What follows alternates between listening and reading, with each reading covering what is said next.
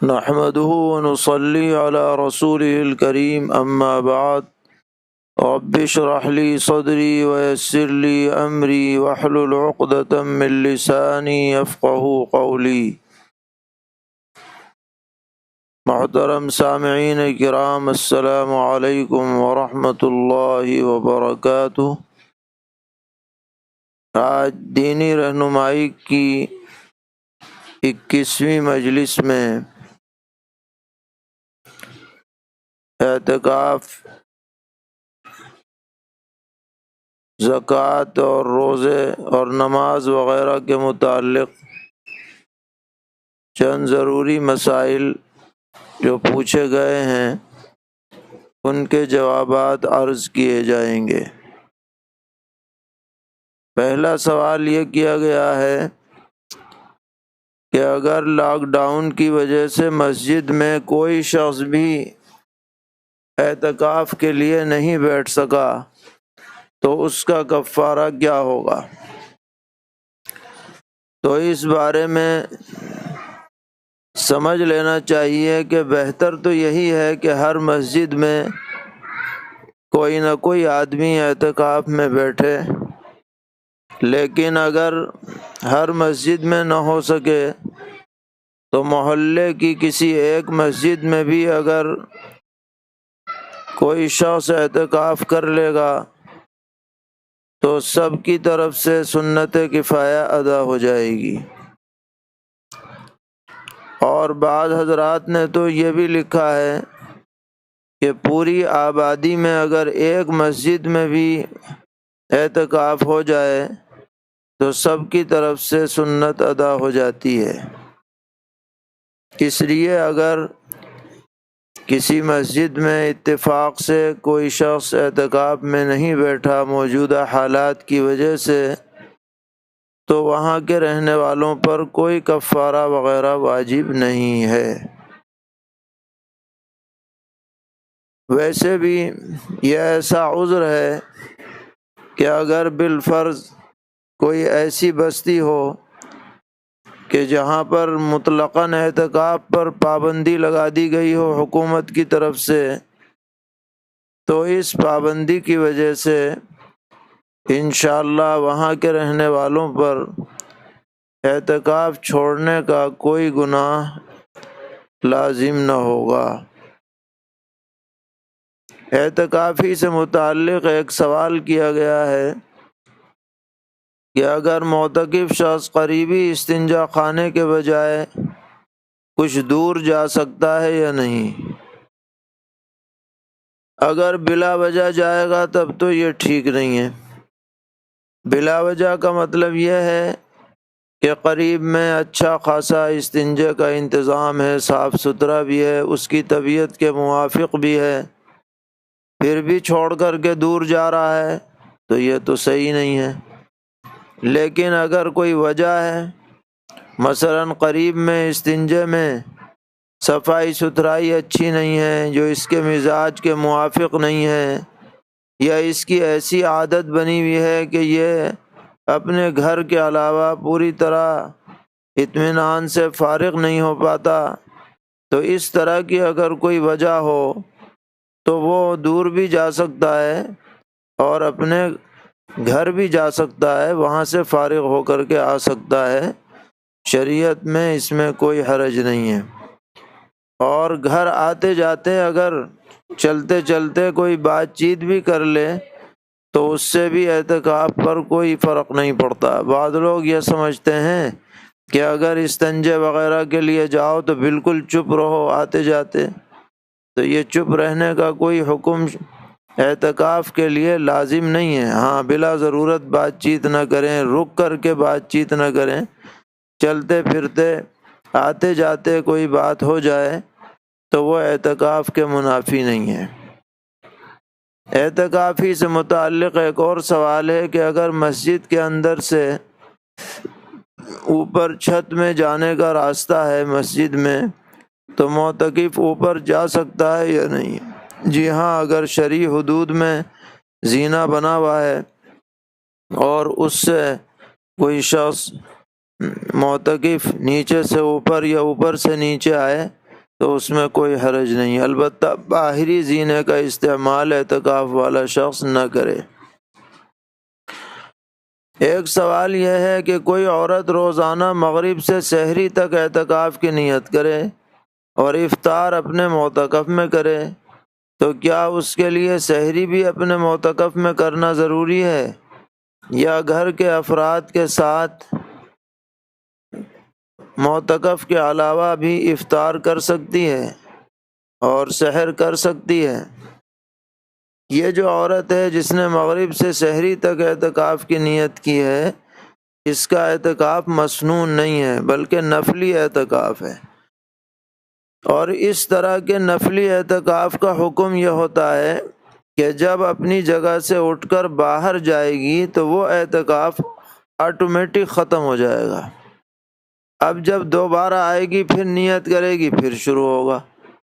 اس لیے جی چاہے اپنے معتکف میں افطار کرے، جی چاہے گھر والوں کے ساتھ کرے، جی چاہے معتکف میں سحری کھائے، جی چاہے دوسرے کمرے میں جا کر کے کھائے، ایسی عورت کے لیے کوئی شرط نہیں ہے، کوئی پابندی نہیں ہے، جیسا چاہے کر سکتی ہے۔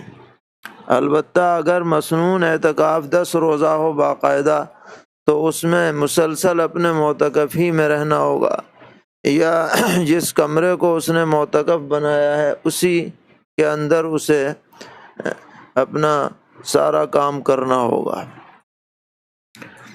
ایک سوال یہ آیا ہے کہ 2 عورتیں ایک ساتھ ایک کمرے میں اعتکاف کی نیت سے بیٹھیں، جس میں سے ایک عورت دوسرے گھر کی ہے۔ اب وہ جو دوسرے گھر کی تھی اس عورت کا دل نہیں لگا اور وہ اپنے گھر جا کر اعتکاف کرنا چاہتی ہے یہاں سے اٹھ کر، تو اس کا اعتکاف فاسد ہوگا یا نہیں؟ جی ہاں، جب وہ یہاں سے اٹھ کے جائے گی تو یہ والا اعتکاف اس کا ختم ہو جائے گا۔ اب گھر جا کر کے کرے گی تو وہ نفلی اعتکاف پھر شروع ہو سکتا ہے اگر نیت کر لے، لیکن وہ مسنون اعتکاف اس کا باقی نہیں رہے گا۔ ایک سوال یہ ہے کہ کیا عورت کے لیے گھر میں اعتکاف کے دوران گھریلو کام مثلاً کھانا بنانا، جھاڑو لگانا، اسی طرح موبائل استعمال کرنا درست ہے یا نہیں؟ اپنے معتکف میں رہتے ہوئے گھر کا کام کر سکتی ہے، لیکن اس سے باہر نکلے گی تو اعتکاف ختم ہو جائے گا۔ اسی طرح ضرورت کے وقت موبائل سے کسی سے بات بھی کر سکتی ہے، لیکن بلا ضرورت خواہ بات نہ کرے۔ ایک صاحب نے پوچھا ہے کہ روزے کی حالت میں سوتے ہوئے جنابت لاحق ہو گئی، لیکن نیند کا ایسا غلبہ تھا کہ مسلسل سوتے رہے، ظہر سے پہلے اٹھ کر غسل کیا، تو اس تاخیر کی وجہ سے روزے پر کوئی اثر تو نہیں پڑے گا؟ نہیں، روزے پر تو کوئی اثر نہیں پڑے گا، لیکن خواہ بلا وجہ دیر تک ناپاک نہیں رہنا چاہیے اور کسی نماز کو قضا نہیں کرنا چاہیے۔ اگر اسی ناپاکی کی وجہ سے نماز قضا ہو گئی تو پھر یہ سخت گناہ ہوگا۔ ایک صاحب نے پوچھا ہے کہ روزے کی حالت میں بلغم یا منہ کا پانی حلق سے نیچے اتر جائے تو اس سے روزے پر کچھ فرق پڑے گا یا نہیں؟ جو اندر کا پانی ہوتا ہے جسے لعاب دہن کہتے ہیں یا بلغم وغیرہ، اندر رہتے ہوئے اندر چلا جائے تو اس سے روزے پر کوئی فرق نہیں پڑتا ہے، روزہ درست ہے۔ ایک عورت نے ناپاکی روکنے والی دوا استعمال کی تاکہ اس کے روزے قضا نہ ہوں، تو اس کے لیے روزے کا کیا حکم ہے؟ اگر وہ پاک ہے تو روزے تو درست ہو جائیں گے، اس میں کوئی حرج نہیں ہے، لیکن طبی اعتبار سے ایسی دواؤں کا استعمال مضر کہا گیا ہے، اس لیے اچھے ڈاکٹر سے مشورے کے بغیر ایسی دوائیں استعمال نہیں کرنی چاہیے۔ ایک صاحب نے روزے کی حالت میں سرما لگایا اور اس کا اثر منہ یا بلغم میں محسوس ہوا اور پھر تھوک نگل لیا تو روزے پر کیا اثر ہوگا؟ اس سے روزہ نہیں ٹوٹتا ہے۔ سرما لگایا جائے یا کوئی آنکھ میں دوا ڈالی جائے، اگرچہ اس کا کچھ اثر حلق میں محسوس ہو، پھر بھی اس سے روزہ فاسد نہیں ہوتا ہے۔ روزے کی حالت میں ڈرپ اور انجیکشن لگوانے سے روزہ ٹوٹے گا یا نہیں؟ پہلے بھی کئی مرتبہ یہ مسئلہ آ چکا ہے، اس سے روزہ نہیں ٹوٹتا، لیکن بلا ضرورت ڈرپ وغیرہ نہیں لگانی چاہیے۔ شب قدر میں پوری رات جاگنا ضروری ہے یا رات کا کچھ حصہ جاگنے سے بھی شب قدر کی فضیلت حاصل ہو جائے گی؟ تو یاد رکھنا چاہیے کہ شریعت میں جاگنا اصل مقصود نہیں ہے، بلکہ بشاشت اور دل جمعی کے ساتھ عبادت میں لگنا یہ اصل مقصود ہے۔ جتنا آپ عبادت میں سہولت سے لگ سکیں، جس میں آپ کی توجہ کامل عبادت کی طرف ہو، تلاوت ہو، نوافل ہوں، ذکر اذکار ہو، دعا ہو، مناجات ہو، جس میں آپ کا دماغ بالکل حاضر اور متوجہ ہو، تو ایسی عبادات کا اثر بھی زیادہ ہوتا ہے، اس کا اجر و ثواب بھی زیادہ ہے۔ شریعت میں یہ پسندیدہ نہیں ہے کہ نیند آئے چلی جا رہی ہے اور سر جو ہے بھاری ہوا چلا جا رہا ہے، پھر بھی زبردستی جاگ رہے ہیں، جس میں نہ صحیح طرح پڑھا جا رہا ہے، نہ دعا مانگی جا رہی ہے کہ نہیں صاحب آج تو شب قدر ہے، آج تو سونا ہی نہیں ہے، تو یہ بات اچھی نہیں ہے۔ اگر نیند کا غلبہ ہے تو کچھ دیر سو کر کے پھر عبادت کر لی جائے، اور اگر حشاش بشاش ہیں تو عبادت میں لگیں۔ اصل چیز اللہ تبارک و تعالیٰ کے ہاں خشوع و خضوع اور توجہ، یہ اصل مقصود ہوتا ہے۔ چنانچہ ایک روایت میں ہے کہ نبی اکرم علیہ السلام تشریف لائے تو دیکھا کہ ایک رسی بندھی ہوئی ہے۔ پوچھا کہ یہ رسی کیوں بندھی ہوئی ہے؟ تو بتایا گیا کہ سیدتنا حضرت زینب رضی اللہ تعالی عنہا جو ام المومنین ہیں، بڑی عبادت گزار خاتون تھیں، تو بتایا گیا کہ یہ انہوں نے بندھوائی ہے تاکہ اگر نیند آنے لگے تو اس سے اپنے بال باندھ دیں، جس سے نیند جاتی رہے۔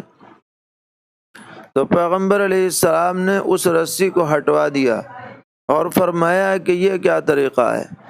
آدمی کو جب نیند آئے تو تکیے پہ سر رکھ دے تاکہ اس کی اونگ ختم ہو جائے، اور جب بشاشت ہو تو عبادت کرے۔ فرمایا کہ آدمی خود تو اکتا سکتا ہے لیکن اللہ تبارک و تعالی نہیں اکتا سکتے، اس لیے شب قدر میں یا شب برات میں یا ایسی کسی بھی رات میں مکمل جاگتے ہی رہنا، زبردستی جاگتے رہنا، یہ کوئی شریعت کا حکم نہیں ہے۔ قبولیت اللہ تعالیٰ کے اختیار میں ہے۔ بہت سے ایسے لوگ ہیں کہ جو تھوڑی سی عبادت کرتے ہیں مگر کامل توجہ کے ساتھ کرتے ہیں، ان کی عبادت کا اجر و ثواب پوری رات بے توجہی سے عبادت کرنے والوں کے مقابلے میں بہت زیادہ بڑھ جایا کرتا ہے۔ اس لیے جتنی بھی سہولت سے آدمی جاگ سکے شب قدر میں جاگے، اور تقاضا نیند کا ہونے لگے تو کچھ سو بھی سکتا ہے۔ شب قدر ہی کے بارے میں ایک سوال یہ ہے کہ کیا اس رات میں کوئی مخصوص عبادت مقرر ہے؟ تو شریعت میں اس رات میں کوئی مخصوص عبادت مقرر نہیں ہے، جس میں آپ کا جی لگے وہ عبادت کریں۔ بس یہ ہے کہ عبادت ہونی چاہیے، کوشش کریں کہ زیادہ سے زیادہ عبادت ہو۔ اسی ضمن میں ایک سوال پوچھا گیا ہے کہ ایک پرچہ لوگوں میں تقسیم کیا جاتا ہے جس میں 21ویں شب کی الگ تسبیحات لکھی ہیں کہ 21ویں شب میں سورہ بقرہ اور سلام قولا من رب الرحیم ایک تسبیح، اور 22ویں شب میں یا حنان یا منان اور 23ویں شب میں یا امان الخائفین ایک تسبیح، اور 24ویں شب میں الی آخری، ہر رات کی انہوں نے الگ الگ تسبیح لکھ رکھی ہیں، تو ان کی کیا حیثیت ہے؟ تو یہ کوئی حدیث سے یا قرآن سے ثابت نہیں ہے، ان کو ضروری نہ سمجھا جائے، ان وظائف کو، اذکار کو۔ اذکار و وظائف درست ہیں اپنی جگہ پر، لیکن یہ تعیین کہ اس رات ہی میں انہیں پڑھا جائے گا، دوسری رات میں یہ پڑھا جائے گا، وہ نہیں پڑھا جائے گا، یہ تعیین کوئی حیثیت نہیں ہے اس کی۔ یہ بھی پڑھ سکتے ہیں آپ، اس کے علاوہ آپ کوئی اور ذکر میں لگنا چاہیں، عبادت میں لگنا چاہیں، اس میں بھی کوئی حرج نہیں ہے، جیسا کہ ہم نے عرض کیا کہ جس میں جی لگے، جیسا موقع ہو، ماحول ہو، اس عبادت میں لگا جا سکتا ہے۔ ایک صاحب نے پوچھا ہے کہ ہنسنے سے یا کپڑے بدلنے سے وضو ٹوٹ جاتا ہے؟ اگر آدمی نماز پڑھ رہا ہو اور آواز سے ہنس دے تو وضو ٹوٹتا ہے، لیکن اگر نماز نہ پڑھ رہا ہو، باہر ہو نماز سے، تو ہنسنے سے وضو نہیں ٹوٹے گا۔ اسی طرح محض کپڑا بدلنے سے بھی وضو نہیں ٹوٹتا ہے۔ پوچھا ہے کہ میرے زخم پر بینڈیڈ لگا ہوا ہے، تو اس حالت میں وضو کرنے کا طریقہ کیا ہے؟ بینڈیڈ کے اوپر مسح کیا جائے گا، یعنی تر ہاتھ پھیر لیا جائے تو وہ کافی ہے۔ پوچھا ہے کہ کیا قرآن پاک پڑھنے سے پہلے وضو کرنا ضروری ہے؟ اگر درمیان میں وضو ٹوٹ جائے تو پھر سے وضو کیا جائے گا؟ دیکھیے، اگر زبان سے قرآن پاک پڑھ رہے ہیں تو وضو ضروری نہیں ہے، حفظ اگر پڑھ رہے ہیں، لیکن اگر ناظرہ پڑھ رہے ہیں، دیکھ کر کے پڑھ رہے ہیں، تو قرآن کو ہاتھ لگانے کے لیے وضو کرنا ضروری ہے۔ اگر ٹوٹ جائے اور ہاتھ لگانے کی ضرورت ہو تو دوبارہ وضو کر کے آئیں۔ اسی طرح سجدہ تلاوت کے لیے بھی کیا وضو ضروری ہے؟ جی ہاں، سجدہ تلاوت کے لیے بھی وضو ضروری ہے۔ بغیر وضو کے سجدہ تلاوت ادا نہیں ہوتا ہے۔ اگر کوئی ماں اپنے چھوٹے بچے کے پیشاب کے کپڑے بدلے تو کیا ماں کا وضو ٹوٹ جائے گا؟ بچے کے کپڑے بدلنے سے ماں کا وضو کیسے ٹوٹے گا؟ بس یہ ہے کہ اگر ہاتھ پر ناپاکی لگ جائے تو اسے اچھی طرح سے دھو لینا چاہیے۔ ایک صاحبہ نے پوچھا ہے کہ غسل کے دوران خواتین کا کان اور ناک کے چھدے ہوئے سوراخ میں اگر پانی نہیں پہنچتا تو غسل درست ہوگا یا نہیں؟ ان سوراخوں میں پانی پہنچانا ضروری ہے غسل میں۔ اگر بندہ پہنے میں ہے اور بندہ ڈھیلا ہے، یا ناک میں لونگ ڈالے ہوئے ہیں اور لونگ ڈھیلی ہے، تو بھی بندے کو اور لونگ کو ہلانا جو ہے بہتر مستحب ہے۔ نہ بھی ہلایا پھر بھی غسل ہو جاتا ہے، کیونکہ ڈھیلا جب سوراخ ہے تو پانی غالباً پہنچ ہی جائے گا۔ لیکن اگر یہ سوراخ تنگ ہو، جس میں بندہ بھی تنگ ہے اور لونگ بھی تنگ ہے، تو ایسی صورت میں بندے کو ہلانا اور لونگ کو ہلانا اور اندر تک پانی پہنچانا یہ لازم اور ضروری ہے، اس کے بغیر غسل درست نہ ہوگا۔ نماز کے بارے میں ایک سوال یہ کیا گیا ہے کہ کیا نماز سے پہلے نیت کے الفاظ زبان سے ادا کرنا بدعت ہے؟ اگر کوئی اسے ضروری سمجھے تو بدعت ہوگا، کہ اس کے بغیر نماز ہی نہیں ہوگی جب تک کہ آپ خاص الفاظ ادا نہ کریں۔ لیکن اگر ضروری نہ سمجھے، اپنے دل کو مطمئن کرنے کے لیے زبان سے الفاظ کہہ لے تو اس میں کوئی حرج کی بات نہیں ہے، یہ بدعت نہیں ہے۔ باقی ان کا کہنا کوئی ضروری نہیں ہے، دل کا ارادہ کافی ہے۔ اسی طرح روزے کے لیے کیا زبان سے نیت ضروری ہے، یا سحری میں اٹھنا اور روزے کی حالت میں رہنا ہی کافی ہے؟ جی ہاں، یہاں بھی یہی حکم ہے، زبان سے نیت کوئی ضروری نہیں ہے، دل کا ارادہ کافی ہے۔ سحری روزے کی نیت سے کھائی جائے تو یہ بھی کافی ہے۔ پوچھا گیا ہے کہ قرآن پاک مکمل کر کے ایک ساتھ سب سجدہ تلاوت کریں یا ایک مرتبہ کر کے پھر کر لیا کریں، تو اس میں دونوں طرح کا اختیار ہے۔ موقع ہو تو فوراً کرتے رہیں، بہتر ہے، لیکن اگر پورا قرآن مکمل کر کے ایک ساتھ 14 سجدے کر لیں تب بھی کوئی حرج نہیں۔ سوال ہے کہ سجدہ تلاوت میں سلام پھیرنا کیسا ہے؟ سجدہ تلاوت میں سلام پھیرنے کا کوئی حکم نہیں ہے۔ سجدہ تلاوت میں صرف 2 تکبیریں، ایک سجدہ ہے، اللہ اکبر، اس کے بعد سجدے کی جو تسبیح ہے وہ پڑھی جائیں اور پھر اللہ اکبر کہہ کے اٹھ جائیں، بس سجدہ تلاوت ادا ہو جائے گا۔ اس میں سلام پھیرنے کا کوئی التزام نہیں ہے، اور اسے آپ الگ الگ بھی کر سکتے ہیں اور ایک ساتھ بھی کر سکتے ہیں۔ بہت سارے سجدے جمع ہو جائیں تو بغیر تعیین کے کہ میں کس آیت سجدہ کا سجدہ کر رہا ہوں، مطلقاً اندازہ لگا کر کے اتنے سجدے کر لیے جائیں تو بھی ادا ہو جائیں گے، کوئی بات نہیں ہے، اس میں بڑی سہولت ہے۔ تراویح کے سلسلے میں سوال ہے کہ تراویح میں قرآن پڑھتے ہوئے 2 صفحے بھولے سے چھوٹ گئے، اب ہم جب وہ انہیں دہرائیں گے تو کیا پھر ترتیب وار جو حصہ ہے اسے پھر پڑھیں گے؟ تو جواب یہ ہے کہ سب پڑھنے کی ضرورت نہیں ہے، جتنا چھوٹا ہوا ہے بس اتنا ہی پڑھ لیا جائے، کافی ہے، اس سے بھی قرآن مکمل ہو جائے گا۔ تراویح میں قرآن کریم کی تلاوت کرتے وقت متشابہ میں آیت سجدہ پڑھ دی، جب آیت سجدہ پڑھ ہی دی تو اب سجدہ تلاوت بھی واجب ہو گیا، اگرچہ متشابہ میں پڑھی ہو۔ ایک جگہ تراویح کی پہلی 10 رکعتوں میں الم تری کیف سے سورہ ناس تک پڑھا گیا اور اخیر کی 10 رکعتوں میں سورہ یاسین پڑھی گئی، تو یہ صحیح ہوا کہ نہیں؟ کوئی حرج نہیں ہے، ایسا بھی پڑھ سکتے ہیں، تراویح درست ہو گئی۔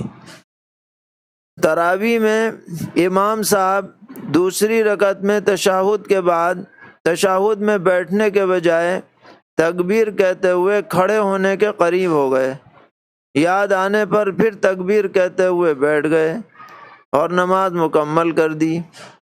اگر وہ کھڑے ہونے کے قریب ہو گئے تھے تو ان پر سجدہ سہو بھی لازم تھا، انہیں سجدہ سہو کرنا چاہیے تھا۔ آج کل تراویح میں خاص طور پر تشہد کے بعد درود شریف پڑھتے ہی سلام پھیر دیتے ہیں لوگ جلد بازی میں، اور بعض لوگ تو فرض میں بھی ایسا ہی کرتے ہیں، تو ان کا ایسا کرنا کیسا ہے؟ جواب یہ ہے کہ ایسی جلد بازی نہیں کرنی چاہیے۔ تشہد کے بعد درود شریف پڑھا جائے، پھر دعائے معصورہ پڑھی جائے، اس کے بعد ہی سلام پھیرا جائے۔ ایک صاحب نے بتایا کہ تہجد کی نماز کا طریقہ یہ ہے کہ پہلی رکعت میں 12 مرتبہ سورہ اخلاص، دوسری میں 11 مرتبہ، تیسری میں 10 مرتبہ الی آخری۔ تو ایسا کرنا کیسا ہے؟ تو نماز تو اس طرح ہو جائے گی، لیکن یہ کوئی حدیث سے ثابت نہیں ہے۔ غالباً یہ کسی بزرگ نے ایسے لوگوں کے لیے تجویز کیا ہے جو بیچارے ان پڑھ ہیں اور جن کو سورہ اخلاص کے علاوہ کوئی سورت یاد نہیں ہے، تو ان کے لیے شاید یہ طریقہ تجویز کیا ہو، لیکن عام لوگ یا وہ حضرات جو حافظ قرآن ہیں یا جن کو صورتیں یاد ہیں، دیگر صورتیں یاد ہیں، ان کو چاہیے کہ تہجد میں زیادہ سے زیادہ قرآن پاک پڑھنے کا اہتمام کریں، اسی میں ثواب زیادہ ہے۔ پوچھا گیا ہے کہ مرد عورتیں صلاۃ التسبیح جماعت سے پڑھ سکتے ہیں یا نہیں؟ تو جماعت سے پڑھنا صحیح نہیں ہے، یہ انفرادی نماز ہے، الگ الگ پڑھنی ہے۔ کہ اگر کوئی جماعت سے پڑھے تو کیا حکم ہے؟ تو وہ کراہت کا مرتکب ہے، سلف صالحین دور نبوت دور صحابہ میں کبھی ایسا نہیں ہوا۔ وہ لوگ ہم سے زیادہ عبادات کے شوقین تھے، اس کے باوجود انہوں نے صلاۃ التسبیح جماعت سے کبھی نہیں پڑھی، لہذا صلاۃ التسبیح باجماعت نہیں الگ الگ پڑھنی چاہیے۔ ایک صاحب پوچھ رہے تھے کہ ان کو پڑھنی نہیں آتی اس لیے ہم پڑھا رہے ہیں، تو ہم نے ان سے عرض کیا کہ اس کا حل یہ نہیں ہے کہ آپ جماعت سے پڑھائیں، اس کا حل یہ ہے کہ آپ ان میں سے ایک ایک آدمی کو طریقہ سمجھائیں کہ بھئی ایسے طرح صلاۃ التسبیح پڑھی جاتی ہے، تو انشاءاللہ سمجھ میں آ جائے گی بات، وہ پڑھیں گے۔ اور اگر بالفرض نہ پڑھ سکیں تو صلاۃ التسبیح نہ فرض ہے، نہ واجب ہے، نہ سنت مؤکدہ ہے، یہ ایک محض نفل ہے۔ جو پڑھ سکے تو پڑھے، نہ پڑھے تو اپنی نہ کر سکے تو اپنی نفل پڑھا کرے۔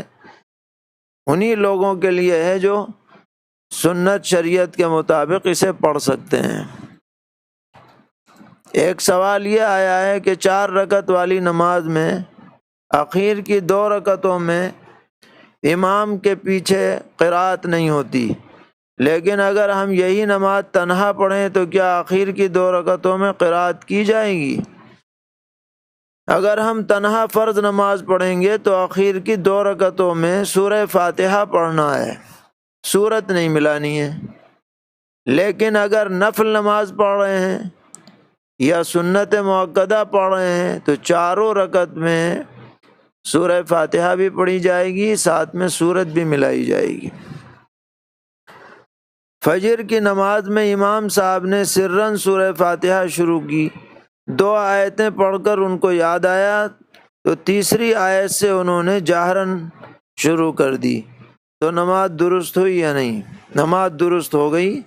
اگر 3 آیتیں وہ سرًا پڑھتے تب ان پر سجدہ سہو لازم ہوتا۔